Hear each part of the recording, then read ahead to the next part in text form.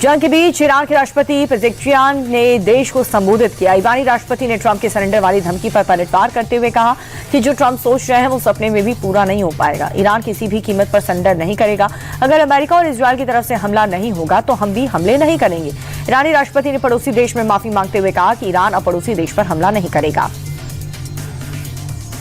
और इसके बाद ईरान थोड़ी देर में अपने ही बयान से पलट गया। राष्ट्रपति ने पड़ोसी देशों पर हमला नहीं करने का ऐलान किया, लेकिन इससे कुछ ही मिनटों बाद ईरानी हथियार दुबई हवाई अड्डों तक जा पहुंची। ईरानी सेना ने दुबई एयरपोर्ट पर शाहिद 130 ड्रोन से हमला किया। अटैक के बाद एयरपोर्ट पर अफरा-तफरी मच गई और सभी फ्लाइट्स को कैंसिल कर दिया गया। हालांकि कुछ देर बाद फ्लाइट्स का संचालन फिर से शुरू कर दिया गया। भारत में ईरान के राजदूत मोहम्मद फतहली ने इजराइल अमेरिका हमलों को लेकर के बड़ा बयान दिया। ईरानी राजदूत ने कहा कि इस युद्ध में हम या तो जीत हासिल करेंगे या शहादत तक पहुंचेंगे। हमारे लिए दोनों ही सम्मान और खुशी है। अमेरिका इजराइल के हमले सिर्फ ईरान के खिलाफ नहीं है, ये अंतर्राष्ट्रीय कानून के सिद्धांत मानव गरिमा के खिलाफ भी है। इजराइल, अमेरिका और ईरान के बीच जारी जंग के बीच अली खामेनी के चारों बेटों की तस्वीर सामने आई। दावा किया गया कि खामेनी के चारों बेटे जिंदा हैं। इससे पहले दावा यह किया गया था कि इजराइल अमेरिका के हमले में आयतुल्लाह अली खामेनी के साथ बड़े बेटे मुस्तफा की भी मौत हो गई, लेकिन नई तस्वीर में चारों बेटे सुरक्षित होने का दावा किया जा रहा है।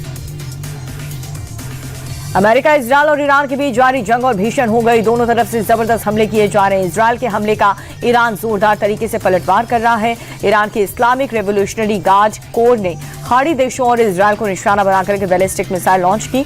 IRGC ने इसका एक वीडियो जारी किया। इन हमलों के जरिए तेहरान दुनिया को अपने हथियारों की ताकत दिखा रहा है। मिडिल ईस्ट में जारी भीषण जंग के बीच सऊदी अरब के रक्षा मंत्री प्रिंस खालिद बिन सलमान ने पाकिस्तान के सेना प्रमुख कासिम मुनीर से मुलाकात की। रियाद में हुई इस हाई लेवल मीटिंग में ईरानी हमलों पर चर्चा हुई। दोनों देशों के बीच द्विपक्षीय संबंधों को और मजबूत करने और क्षेत्रीय सुरक्षा चुनौतियों पर भी विस्तार से बातचीत हुई। सऊदी ने पाकिस्तान को दोनों देश में हुए रक्षा समझौते को भी याद दिलाया, साथ ही पाकिस्तान से जरूरी कदम उठाने के लिए कहा।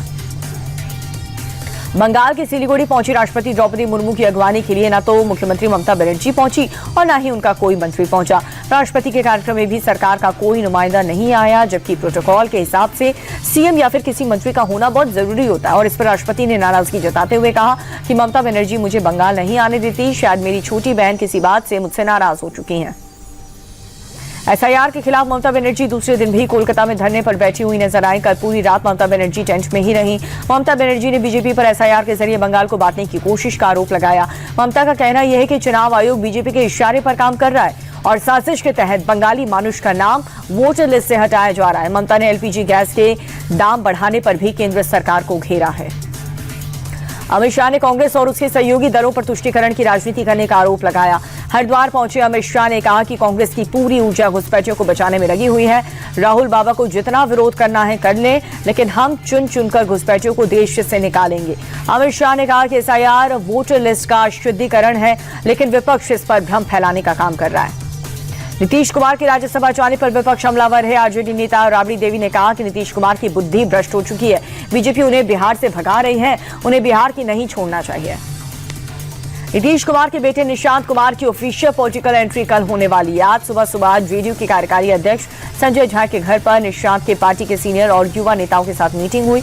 पार्टी की आगे की रणनीति को लेकर के विस्तार से चर्चा हुई और कल नीतीश ने विधायक सांसदों के साथ बैठक की थी। इसी मीटिंग में तय हो गया था कि 8 मार्च यानी कि कल निशांत को पार्टी में शामिल किया जाएगा। महंगाई और विदेश नीति को लेकर के समाजवादी पार्टी के प्रमुख अखिलेश यादव ने केंद्र सरकार को निशाना बनाया। लखनऊ में प्रेस कॉन्फ्रेंस करके अखिलेश ने बीजेपी सरकार पर लगातार महंगाई बढ़ाने का आरोप लगाया। उन्होंने कहा कि महंगाई तभी घटेगी जब बीजेपी सत्ता से बाहर जाएगी। वहीं विदेश नीति पर सपा प्रमुख बोले, अब भारत की विदेश नीति भी विदेश के लोग तय कर रहे हैं। बता दें कि अखिलेश का ये बयान भारत को रूस से तेल खरीदने के लिए अमेरिका की इजाजत देने के बाद आया है।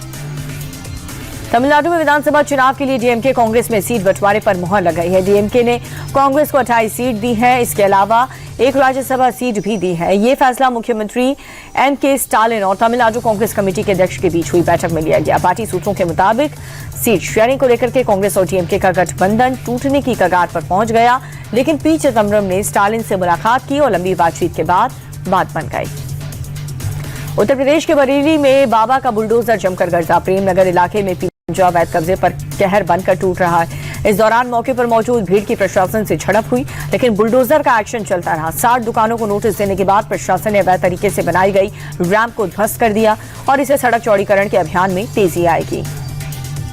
राजस्थान के टोंक में मामूली बात को लेकर के पत्थर चल गए हैं। विशेष समुदाय के 3 से 4 युवक लड़ते लड़ते दूसरे मोहल्ले में घुस गए, जिस पर स्थानीय लोगों ने उन्हें रोकने की कोशिश की, लेकिन उत्पात मचाने वाले युवक ने समझाने वालों को निशाना बना दिया। दूसरे मोहल्ले के घर पर जमकर के ईंट पत्थर चलाए। इस इलाके में तनाव की स्थिति है। मौके पर पहुंची फोर्स ने हालात को कंट्रोल किया। मिडिल ईस्ट में जंग चढ़ी और पाकिस्तानी तेल के लिए छाती पीट रहा। ईरान की वजह से पाकिस्तान में तेल का अकाल पड़ चुका। 1 लीटर पेट्रोल का भाव 300 रुपए के पार हो चुका है, और वो भी पाकिस्तानी रुपए। तो जरा सोचिए इसका भारत में भाव क्या होगा। जरा सुनिए रोते बिलखते पाकिस्तानियों के शहबाज सरकार को कैसे कोस रहे हैं। ये तो तूफान मच जाना यहाँ। गरीब आदमी के लिए गवर्नमेंट हमारी इतनी स्ट्रांग हो कि यार इन चीज़ों का तो मुकाबला करें ना।